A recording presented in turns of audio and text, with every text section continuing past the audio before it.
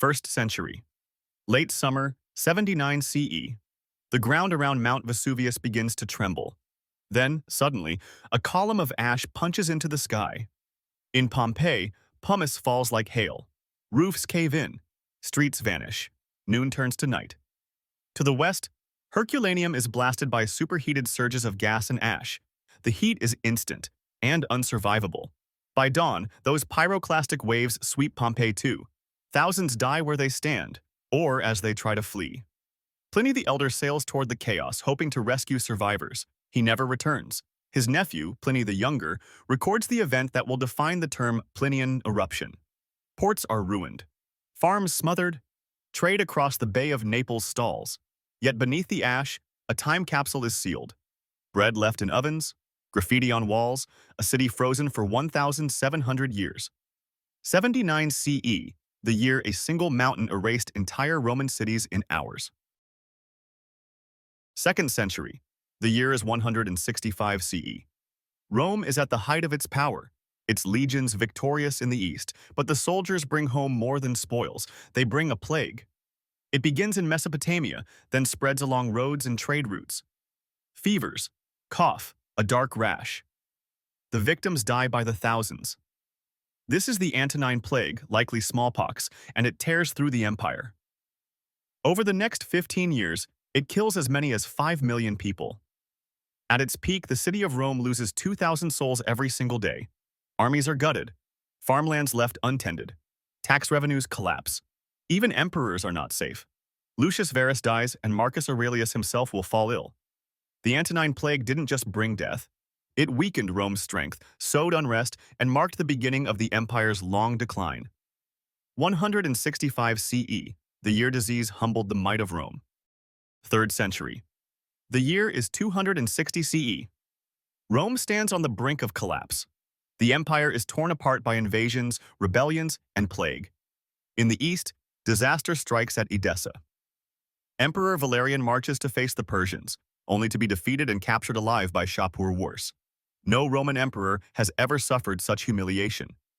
Valerian will die in chains, his body used as a trophy.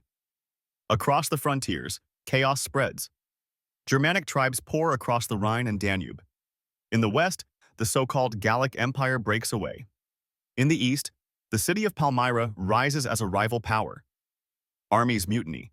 Generals declare themselves emperor. In a span of 50 years, Rome will see more than 20 emperors, most cut down by their own soldiers. 260 CE is the moment the empire nearly shatters. A world power reduced to a house divided, fighting to survive its own crisis. 4th century. The year is 378 CE. Rome faces a storm on its northern frontier. The Goths, driven by hunger and pressure from the Huns, seek refuge inside the empire. But mistreatment and starvation push them to revolt. Emperor Valens, confident in his legions, marches out to crush them near the city of Adrianople. It is a disaster. Roman cavalry flee. The infantry are encircled. Under a blazing sun, the army is cut down. Nearly 2/3 of Rome's eastern field force is annihilated. Emperor Valens himself is killed, his body never recovered. The shock is immense. For the first time in centuries, Rome has lost not just a battle, but its aura of invincibility. Adrianople exposes the empire's weakness, and the barbarian migrations that follow will reshape the ancient world. 378 CE, the day Rome's legions were broken in the field. The year is 476 CE. The Western Roman Empire is dying. For decades, its armies have relied on barbarian mercenaries, Visigoths, Vandals, Huns. Provinces are lost one by one. Gaul, Spain, North Africa. The treasury is empty, the legions thin. In Ravenna, the last emperor, a boy named Romulus Augustulus, sits on the throne in name only. His commander, Odoacer, a Germanic general, sees the truth. Rome no longer rules. He deposes Romulus, sends the imperial regalia to Constantinople, and declares himself king of Italy. No great battle. No final stand. Just the quiet end of an empire that had ruled the West for centuries. The eastern half will endure, but in the West, Roman authority is gone. 476 CE, the year the Western Roman Empire fell, and the ancient world gave way to the medieval. 6th century. The year is 536 CE, called by many historians the worst year to be alive. A massive volcanic eruption, likely in Iceland, sends ash across the sky. The sun dims. For 18 months, daylight is faint like twilight at noon. Summer never truly comes. Crops fail across Europe, the Middle East, and Asia, and famine follows. In China, records speak of yellow dust that blotted out the sun and ruined harvests. In Ireland, annals describe a failure of bread for years on end. The Byzantine Empire is struck hard, its armies already stretched by war, its people starving. The devastation doesn't end there. Within a decade, a second catastrophe arrives, the Plague of Justinian, carried on the same weakened trade routes, killing millions more. 536 CE, a year when the sky went dark and the ancient world staggered on the edge of collapse. 7th century, the year is 636 CE. The Byzantine Empire gathers its forces on the plains near the Yarmouk River. Opposite them stands the rising power of Islam, Arab armies hardened by years of desert war. The Byzantines outnumber their foes, but the battle turns against them. Sandstorms blind their lines. Discipline breaks. The Arab cavalry strikes from the flanks again and again, driving the legions into chaos. After 6 brutal days, the Byzantine army is shattered. Tens of thousands are killed or captured. The consequences are immense. Syria and Palestine are lost forever. Within years, Egypt falls as well. To the east, the once mighty Sasanian Empire is collapsing too, under the same relentless tide. 636 CE, the year the old order of Byzantium and Persia gave way to a new power, reshaping the map of the Near East. 8th century, the year is 750 CE. The Umayyad Caliphate, rulers of the Islamic world from Spain to Central Asia, face a storm from within. Discontent brews, resentment over heavy taxes, Arab privilege, and ruthless rule. In the east, the Abbasid family, claiming descent from the Prophet's uncle, raise the black banners of revolt. Armies rally under them, and the decisive clash comes at the Battle of the Zab. The Umayyads are crushed. The Caliph flees, only to be killed. In Damascus, the dynasty is slaughtered almost to extinction. Only one prince escapes, to Spain, where he founds a new Umayyad emirate. In the heartlands, the Abbasids seize power. They shift the capital to Baghdad, build a new court, and usher in a golden age of learning, science, and culture. 750 CE, the year the Abbasid Revolution toppled an empire and changed the course of Islamic civilization. 9th century, the year is 869 CE. In Japan's Tohoku region, the ground begins to convulse. The Jōgan Earthquake, estimated at magnitude 8.4, tears through the coast. Moments later, the sea withdraws. Then it returns as a wall of water. A massive tsunami crashes inland, sweeping away villages, fields, and temples. The chronicles speak of thousands drowned, entire districts erased beneath the waves. The disaster strikes the imperial court at a fragile moment. Famines already weaken the countryside, Buddhist temples report devastation, and the government struggles to recover. The coastline itself is reshaped, and evidence of this tsunami still lies buried in the sands today. 869 CE, the year sea and earth combine to remind Japan of nature's unstoppable force. 10th century, the year is 946 CE. On the border of Korea and China, Mount Paektu erupts with a force few in history can match. Ash columns soar into the stratosphere. Lava and pumice blanket the land.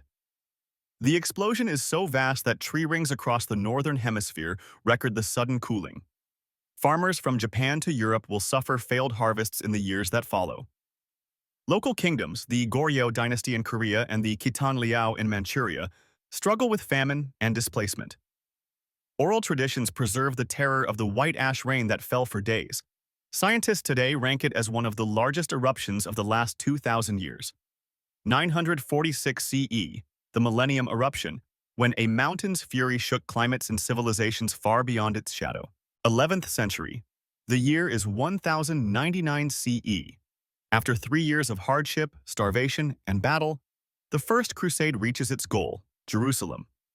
On July 15th, Crusader armies storm the walls. What follows is a massacre. Chroniclers describe the streets running with blood as tens of thousands of Muslims and Jews are slaughtered. Churches and mosques alike are seized, looted, or burned. The survivors are enslaved or driven out. For Europe, it is hailed as a holy victory, the capture of Christ's city. For the Islamic world, it is remembered as a catastrophe, a wound that will fuel centuries of conflict. 1099 CE, the year Jerusalem fell to the cross and the age of the Crusades truly began. 12th century, the year is 1187 CE. In the blazing heat of summer, the Crusader army marches toward Galilee, thirsty, exhausted, and cut off from water. At Hattin, they are surrounded by the forces of Saladin. The Christians are trapped. Fires are set around their camp, choking them with smoke. Cavalry charges break their lines. By the end, the Crusader host is destroyed. The relic of the true cross is captured, and most of the knights are slain or taken prisoner. With no army left to defend it, Jerusalem falls soon after. The Holy City passes into Muslim hands, sparking Europe to launch the Third Crusade under Richard the Lionheart. 1187 CE, the year Saladin shattered the Crusader kingdoms, and the balance of power in the Holy Land turned. 13th century, the year is 1258 CE.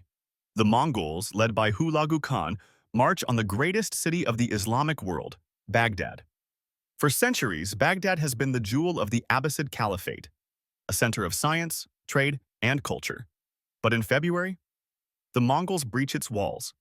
What follows is devastation on a scale almost beyond belief.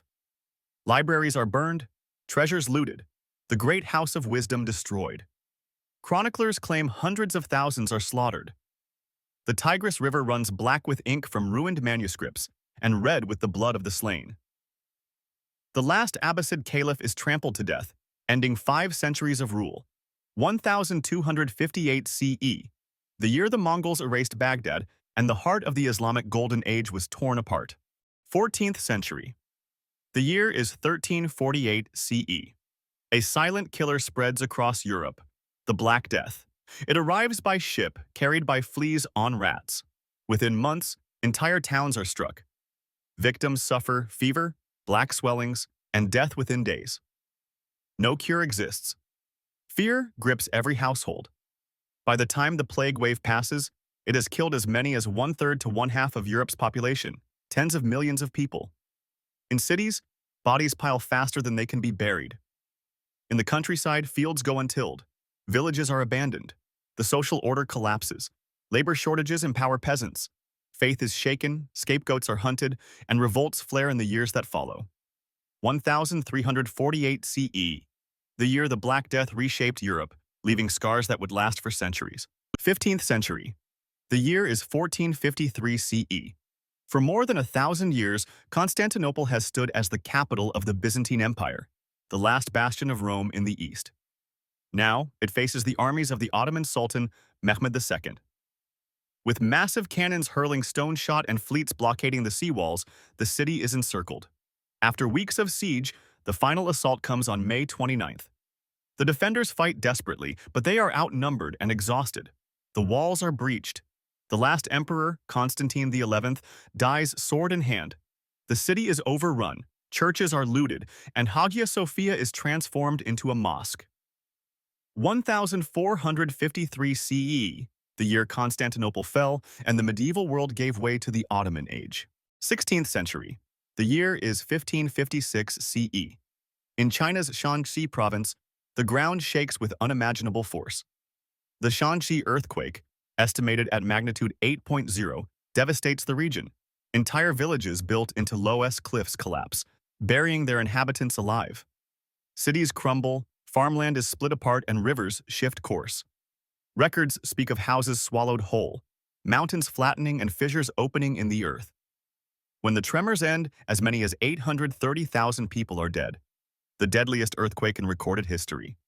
1556 CE, the year the earth itself claimed more lives in a moment than any war of its age. 17th century, the year is 1618 CE. In Prague, Protestant nobles storm into a royal castle and hurl 2 Catholic officials from a window, the Defenestration of Prague. The act sparks a chain reaction. Armies mobilize, alliances form, and Europe plunges into the 30 Years' War. For 3 decades, the continent is consumed by conflict. Villages are burned, cities besieged, fields stripped bare. Plague and famine follow in the army's footsteps.